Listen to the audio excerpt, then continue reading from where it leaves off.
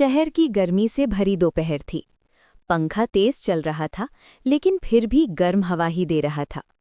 तभी माँ ने मुस्कुराते हुए कहा, बच्चों, इस बार गर्मी की छुट्टियां नानी के गांव में बिताओगे। बस ये सुनते ही दोनों भाई बहन खुशी से उछल पड़े। अगली सुबह बहुत जल्दी उठकर सब स्टेशन पहुंचे। प्लेटफॉर्म पर चाय वाले की आवाज़ गूंज रही थी, चाय, गरम चाय। ट्रेन धीरे धीरे चलने लगी। खिड़की से बाहर हरे खेत, छोटे स्टेशन और आम के पेड़ दिखाई दे रहे थे। हवा में मिट्टी की खुशबू थी। बच्चों को लग रहा था जैसे वे किसी नई दुनिया में जा रहे हों।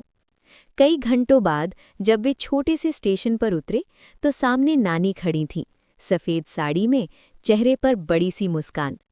आ गए मेरे शहर वाले मेहमान। गांव पहुंचते ही बच्चों की आंखें चमक उठीं। बड़ा सा आंगन, बीच में नीम का पेड़ और एक तरफ रस्सी का झूला। पहले ही दिन नानी ने रसोई में गरम गरम आम का पन्ना बनाया और साथ में मिट्टी के चूल्हे पर फूली हुई रोटियां। शाम को बच्चे गांव की गलियों में निकल पड़े। कहीं भैंसें तालाब में नहा रही थीं, कहीं बच्चे गिल्ली डंडा और कंचे खेल रहे थे। धीरे धीरे शहर के बच्चे भी उस खेल में शामिल हो गए। अगली सुबह मुर्गे की कुकड़ू कू से उनकी नींद खुली। नानी पहले से ही आंगन में बैठकर हाथ से माखन निकाल रही थीं। आओ, ताज़ा माखन और गुड़ के साथ रोटी खाओ। इतना स्वाद उन्होंने पहले कभी नहीं चखा था। दोपहर में जब सूरज बहुत तेज हो जाता तो सब लोग नीम के पेड़ की छांव में बैठते। नानी पुराने दिनों की कहानियां सुनाती और बच्चे आम के पेड़ से गिरे कच्चे आम इकट्ठा करते। शाम को सबसे मज़ेदार समय आता था। पूरा आसमान नारंगी हो जाता और ठंडी हवा चलने लगती। बच्चे खेतों के रास्ते भागते हुए तालाब तक जाते। वहां कमल के फूल तैर रहे होते और पानी में आसमान का रंग दिखता।